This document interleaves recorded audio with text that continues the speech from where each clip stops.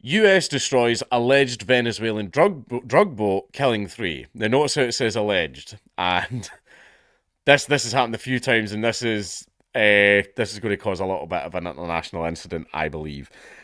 President Donald Trump says the US military has destroyed an alleged Venezuelan drug vessel traveling in international waters on the way to the United States. Trump said on Monday that three men were killed in the attack on violent drug trafficking cartels. He provided no evidence that the boat was carrying drugs. Shortly before, his Venezuelan counterpart, Nicolas Maduro, said Caracas would defend itself against US aggression, calling America's top diplomat, Marco Rubio, the Lord of Death and War. Now, Maduro is a authoritarian dictator, and this is the guy when everybody was starving, he was sitting eating empanadas like on TV in front of his like starving citizens and all that stuff.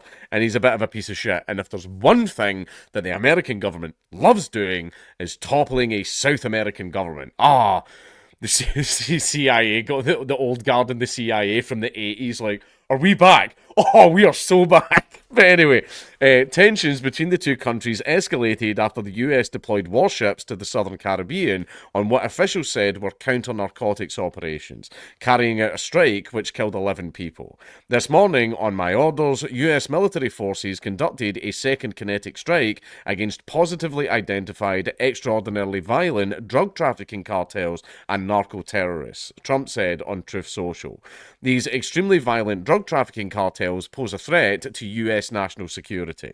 The post also included a nearly 30-second video which appeared to show a vessel in a body of water exploding and then bursting into flames. Speaking later from the Oval Office, Trump said that the US had recorded proof and evidence that the boats belonged to narco-terrorist groups. All you have to do is look at the cargo. It was spattered all over the ocean, big bags of cocaine and fentanyl all over the place, he said. We recorded them. It was very careful because we know you people would be after us. We're very careful. Trump went on to assert that drug trafficking to the US by sea had decreased under recent efforts, but acknowledged that narcotics were still entering the country by land. Where's all the fentanyl coming from? I know it's been trafficked in, but it's not the cartels making the fentanyl. The fentanyl all comes from China. Part of the long game where you send that stuff into another nation and you just have to wait a couple of decades for that stuff to ravage the population. You poison a country from within. We're telling the cartels right now we're going to be stopping them too, he said. Rubio had earlier on Monday defended the first attack on a boat said to be carrying drugs from Venezuela, which killed all 11 people on board, saying Washington had 100% fidelity and certainty that the vessel was involved in trafficking to the United States. What needs to start happening if some of these boats need to get blown up, he said during an interview on Vox News. He added that Maduro represented a direct threat to the national security of the US due to his alleged involvement in drug trafficking. Because if there's one thing that Venezuela needs right now, it's money.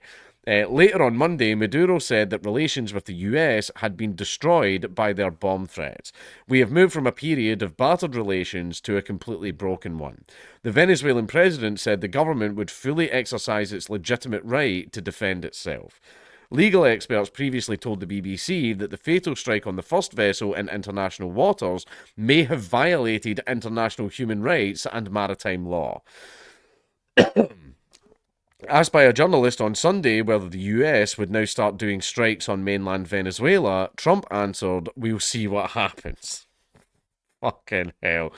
Speaking to reporters in New Jersey, the president said Venezuela was sending us their gang members, their drug dealers, and drugs.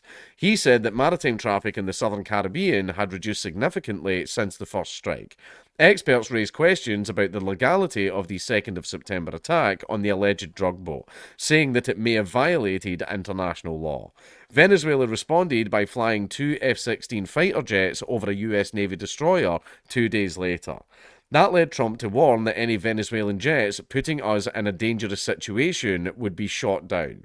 After a brief lull, tensions rose again on Saturday when Venezuelan Foreign Minister Yvan Gil accused US forces of boarding a Venezuelan vessel.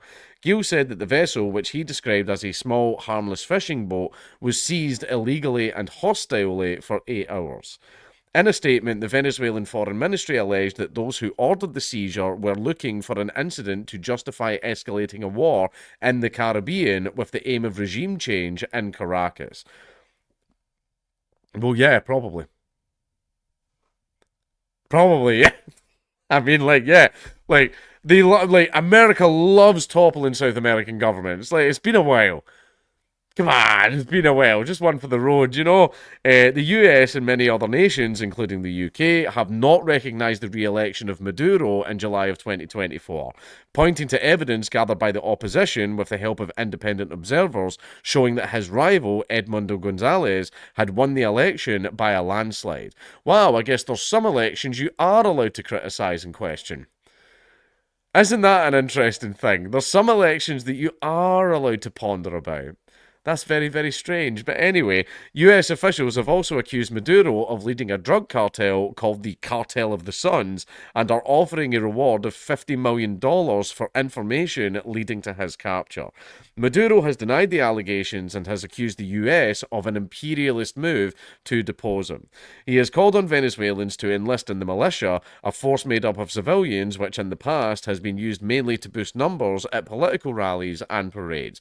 Because let's not forget that Venezuela was like a communist slash socialist country for a very, very long time. It was at Hugo Chavez. I think, don't quote me on that, it probably wasn't. Maybe it was, I'm not sure. Public sector workers have reported being pressured into joining the militia because Venezuela is an authoritarian country. Because Maduro is a little bit of a dictator.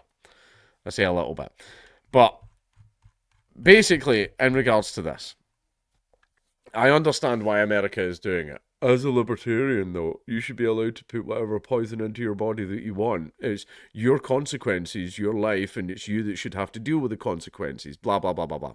Right, which does work under libertarian society because all property would be private property. You wouldn't have these little bloody public streets with fucking defense zombies sitting on them and stuff like that. You could just move them on and keep moving them on and keep moving them on and keep moving them off your property until they're away out in the wastes where they can live out there like Mad Max. They can live out there, out of the cities, out of the towns, out of the villages, because all of it's private property. So that's the thing is, everyone's like, oh, if libertarians brought the drugs in, and like, yeah, like under the current system, absolutely yes. However, make everything private property and then legalize all the drugs, and you won't get the fent zombies. They'll be away out in the fucking desert somewhere. Because everybody can just have them fucking forcibly removed from their private property. Or are you just walking down the street? That's fine. Are you a fent zombie? Out into the wastes you fucking go. You're allowed to return to civilization when you buck up your ideas and get off the fucking sauce. Right, but still, nuking the boats out of nowhere, like, perhaps not. Maybe not. Maybe actually arrest them and seize them. That way you can get some intelligence and stuff like that as well. Maybe don't nuke them out of nowhere, especially that one that was the fishing boat, because that could have been just a few bros who were out fishing.